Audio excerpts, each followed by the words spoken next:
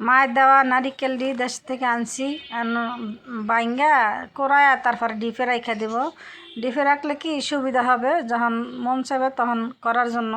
সেই জন্য এখন আমি নারিকেলটা বাইঙ্গা নিতেছি। আর এখানে একটু ওই যে বাইরের আলো আসতেছে, এই জন্য অন্ধকার অন্ধকার লাগতেছে। যে যেখান থেকে আমার ভিডিওটি দেখেন সবাই কমেন্টে জানাবেন, লাইক কমেন্ট শেয়ার করবেন। হ্যালো এভরিওয়ান, আসসালামু আলাইকুম। আশা করি সবাই কেমন আছেন। আলহামদুলিল্লাহ, আমরা তো ভালো আছি। আমি ভিডিওটা এখান থেকে শুরু করলাম, শুরু থেকে শেষ পর্যন্ত দেখবেন। আর আমার চ্যানেলটা যারা দেখেন সাবস্ক্রাইব করেন নাই, প্লিজ প্লিজ সবাই সাবস্ক্রাইব করে দেখবেন আর লাইক দিয়ে ভিডিওটি দেখবেন। এখানে আমি নারিকেলটা ভাঙ্গা নিলাম, নারিকেল ভাঙ্গা একদম 2টা নারিকেল, এখানে দোনোটা নারিকেল আমি একদম কোরাইয়া বড় বক্সে করে ডিপে রাখা দিব। রাখলে কি সুবিধা হবে, তারপর আমি এই যে চাল আনছি দেশ থেকে, চালটা ভাঙ্গাবো, ভাঙ্গায় তারপর পিঠা বানায় বাচ্চাদেরকে খাওয়াবো, নিজেও খাবো, মানুষকেও খাওয়াবো। এখন আমি সবগুলি নারিকেল কোরাই নিতেছি, একে একে সবগুলি নারিকেল। এখানে 2টা নারিকেল, 4টা দোনোটা নারিকেল আমি কোরাই একদম ডিপে রাখা দিব। এইখানে কোরানি, আমাদের কোরানিটা ভালো না, কোরানি একটা কিনতে হবে। এই কোরানি দিয়ে কোরাইতে অনেক কষ্ট হয়েছে আমার নারিকেলগুলি, আমার ফিট একদম ধরে গেছে। এইভাবে আমি কখনো নারিকেল কোরাই নেই, এই ফার্স্ট আমি নারিকেল কোরাইছি। যে কোরাই না যেমন এমন কোনো কথা নাই, কোরাইছি। এই ইয়াটা দিয়ে আমার অনেক কষ্ট হয়েছে নারিকেলটা কোরাইতে। তারপর কোরানো আলহামদুলিল্লাহ কোরানো শেষ। এখন ওই যে এক মালাই আছে, ওই মালাইটাকা করাইলে আমার নারিকেল কোরানো শেষ, একদম একদম ফাইনাল কোরানো শেষ। এখন নারিকেলটা আমি বক্সে করে নিছি, এই বক্সটা ভরে গেছে নারিকেল দিয়ে। এখন আমি নারিকেল দিয়ে বক্স ভরে গেছে, এখন আমি নারিকেলটা ডিপে রাখা দিব। ডিপে রাখার কারণ হয়েছে যে পরবর্তীকালে আমি বের করে করতে পারি। আর নারিকেলটা আশা সহকারে রাখলে বা আস্তা রাখলে আমার নারিকেলটি নষ্ট হয়ে যেত। আর এখানে যে মাছ দিছে আম্মা, এই মাছগুলি আমি এখন দেশ থেকে কাইটে আনতাম, কিন্তু কাটতে পারি নাই। সেই জন্য যে বলছে, শুনছে মা, শুনছে যে আমি তেলাপিয়া মাছ পছন্দ করি। সেই জন্য মা আমার চাচার থেকে চাচা দেখছে মাছ উঠাইতেছে পুকুর থেকে, তখন মা ওইখান থেকে নিয়ে নিচ্ছে যে আমারও মাছ দাও, আমার মেয়ে এই মাছ পছন্দ করে। সেই জন্য এই মাছটা আইনা রাখ দিছে। মা বলছে কাইটা রান্না করো, তোমরা আবার যাওয়ার টাইমে মাছ বেশি করে দিয়ে দিব। পরে আমি ভাবছি যে না, মাছ এইটাই নিয়ে যাই, আমাদের বাসায় কেউ খায় না এই মাছ, শুধু একমাত্র আমি খাই আর আমার বড় বোনে খায় আর আমার বাচ্চারা খায়, আর কেউ খায় না। আমার আম্মা খায় না, ছোটো বোনে খায় না, বাগনা বাগনিরা আছে ওরাও খায় না। আমি একার জন্য এই মাছ রান্না করবো, সেই জন্য রান্না করি নেই, ডাকা নিয়ে আসছি। আনার পরে এখন আমি এই মাছগুলিরে একদম কাটতে গিয়া আমার হাত একদম ছিন্ন বিচ্ছিন্ন হয়ে গেছে, এমনভাবে কাটছে। মাছটারে একদম ম্যারিনেট করে রাখা দিব, মানে মাছটা মশলা মাখাইয়া খুব সুন্দর করে রাখা দিব। এখানে আছে বারবিকিউ মশলা, গরম মশলা, এবার হলুদ গুঁড়া, মরিচের গুঁড়া, ধনিয়ার গুঁড়াও আছে সাথে। তারপরে আছে তেলটা দিতে আমি ভুলে গেছি, পরে তেল দিলাম। আর দিলাম পরিমাণ মতন সয়া সসটা বেশি দেই নেই, পরিমাণ মতো দিছি। এখানে লবণ, হলুদ, যা যা লাগে সব কিছু দিয়ে দিলাম। এখানে মশলা মাখায় রাখলাম, মশলাটা মাখায় এখন তেলের কথা ফ্রিজে রেখে দিয়েছিলাম, আবার তেলের কথা মনে হয়েছে, পরে তেল তো দেই নেই। আদা রসুন বাটাও দিয়ে দিছি, তেল দেই নেই। এখন তেলটা পরে মনে হয়েছে, পরে তেলটা দিয়ে এখন আবার একটু মাখায় তারপর আমি এই যে ফ্রিজে রেখে দেবো। একদম সন্ধ্যার টাইমে মাছটা বের করে তারপরে আমি ভেজে নিব, বারবিকিউ টাইপের করব। আমাদের বারবিকিউ করার ইয়া নাই তো, সেই জন্য আমরা চুলাই করবো, ফ্রাই প্যানে চুলার ভিতরেই করব। নতুন একটা ফ্রাই প্যান দিছে আমার বোনে, ছোটো বোনে, ওইটা আমি করব, উদ্বোধন করব। সেই জন্য এই মাছটা এভাবে ওই ফ্রাই প্যানে বাজবো থেকে, সেই জন্য মাছটা এভাবে নিয়ে নিছি। আর এখানে আজকে দুপুরের জন্য রান্না হইতেছে, এই যে কড়াই বসাই দিছি, দিয়ে দিলাম তেল আর পেঁয়াজ, পালং শাক দিয়ে শিং মাছ রান্না করব। সেই জন্য ইটটা হালকা ভাজা দিয়ে তারপর আমি রসুন বাটা দিয়ে দিব, রসুন বাটা দিব। আর পরিমাণ মতো হলুদ গুঁড়া, পরিমাণ মতো লবণ আর পরিমাণ মতো মরিচের গুঁড়া দিয়ে দিব।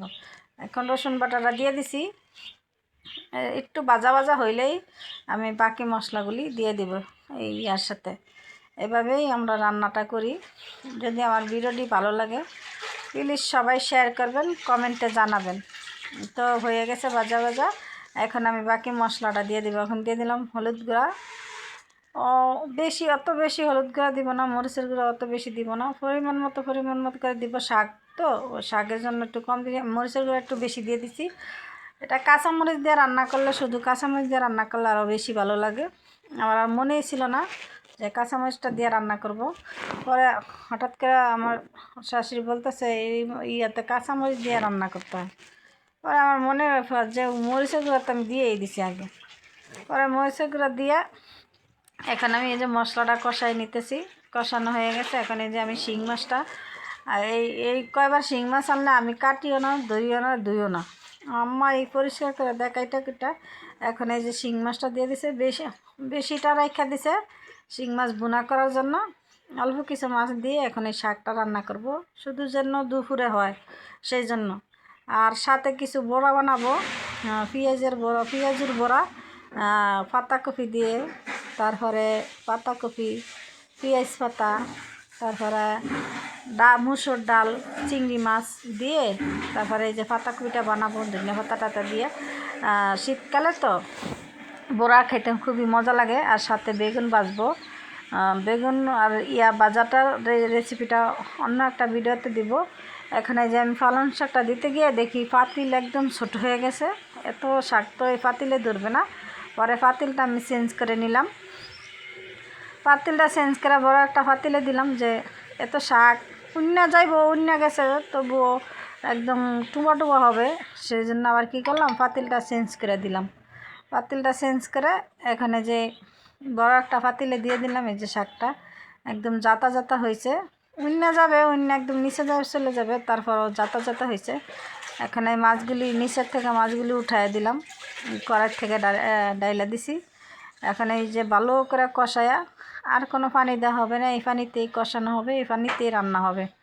তারপরও শাকটা এত পানি উঠছে, জল হয়ে গেছে। তারপরও সবাই খাইছে, পছন্দ করে সবাই খাইছে। এখন বাকিটা দেখতে থাকেন আমি কিভাবে রান্নাটা শেয়ার করি আপনাদের সাথে। এই তো শাকটা উনে গেছে, আরও নিচে চলে যাবে, তখন লাড়াছাড়া দিতে সুবিধা হবে। একদম সবুজ রয়েছে শাকটা, আমি ভাবছি কি শাকটা কালো হয়ে যাবে, না মাশাল্লাহ শাকটা খুবই সুন্দর হয়েছে। আর সবাই খাইছে, দুপুরেই খাওয়া শেষ হয়ে গেছে। খালি আমার ছেলে খায় নাই, ছেলেরটাই রয়ে গেছে, ও আবার দাওয়াত খেতে গেছে, ওর বন্ধুর জন্মদিন সেই জায়গায়। আর আমরা সবাই খাওয়া দাওয়া করছি। আমি খাওয়া দাওয়া করে এই যে বয়স ওভার দিতেছি। তো শাকটা দেখেন কত পানি উঠছে না, একদম পানি টুমটুমা হয়ে গেছে লাগে বইরা শাক নিচে যায়। আর এটুকু মাছই দেওয়া হয়েছে, তাও কম না, এখানে অনেকটা মাছ আছে সাথে। আর কিছু মাছ রেখে দিছে ভুনা করার জন্য, ওইটা রাত্রে ভুনা করতেও পারি, আবার নাও করতে পারি, ঠিক নেই। অনেকে ভাত খায় রাত্রে, অনেকে খায় না, সেজন্য রাত্রে নিয়ে অত টেনশন নাই। হয়তো অনেক সময় ডিম ভাজা হইলেও চলে যায়। আর রান্না করে থইলে বাসিটা খাইতে ভালো লাগে না। তারপর এখন শীতের দিন তো যাই রান্না করা চলে থাকা যায়। আর গরমের সময় কিছুই থাকে না, সব কিছুই খাওয়া হয়ে যায়। আবার তাড়াতাড়ি জাল দিতে হয়, নাইলে নষ্ট হয়ে যায়। আর শীতের দিনে জাল দেওয়াটা কোনো ভেজাল হয় না, যখন মন চায় তখন জাল দেওয়া যায়। আর খাইতে সময় গরম করে নিলেই হয়। আর গরমের দিনে একদম জাল না দিলে একদম নষ্ট হয়ে যায়, খাওয়া যায় না। এখন এই তো আমার শাকটা হয়ে গেছে, দেখেন ফাইনাল লুক, শাকটা কত সুন্দর হয়েছে। আরও মজবে শাকটা, মজে আরও সুন্দর হবে। এই তো রান্না হয়ে গেছে, খুব সুন্দর হয়েছে। এখন আমি সাথে ধনিয়া পাতা দিয়ে দিব। ধনিয়া পাতাটা দেওয়ার কারণ হয়েছে ভালো লাগে। আগে আমি শাক দিয়ে ধনিয়া পাতা খাইতাম না, ভালো লাগতো না। ইদানিং ধরে দেখি শাকে ধনিয়া পাতা দিলে আমার কাছে খুবই ভালো লাগে। দেশে আমার মা রান্না করতো, এই ধনিয়া পাতা দিত, আমার কাছে খুবই ভালো লাগছে, সেই জন্য আমিও কী করলাম, এখন ধনিয়া পাতা দিয়ে দিলাম। আর মা যে লাউ শাক দিয়ে ডাল দিয়ে রান্না করে, ওই শাকটার মতো মনে হয় শাক হয়ই না, এত সুন্দর মজা হয়, এত সুস্বাদু হয়, মানে সবাই একদম করে খেয়ে ফেলে। এখন এই তো আমার রান্না হয়ে গেছে, একদম ফাইনাল লুক দেখেন কত সুন্দর রান্নাটা হয়েছে, কত সুন্দর রান্নাটা হয়েছে। এই তো ফাইনাল লুক শাকটা, এখন নামায় ফেলবো। আর এইভাবে ভিডিও করার উদ্দেশ্য হয়েছে আমি ফেসবুকে দিই সেই জন্য। আর এখানে যে পেঁয়াজগুলি আমি বেজে নিব, পেঁয়াজের সব কিছু মাখায় রাখছে, পাতাকপি, তারপর মসুর ডাল, চিংড়ি মাছ সব কিছু মিলায় একসাথে চটকাইয়া মাখা রাখছে, আর বেগুন মশলা মাখায় রাখছে। এই যে বেগুনটাকে ভেজে নিব, তারপর আমি বড়াগুলি আস্তে আস্তে ভাজবো।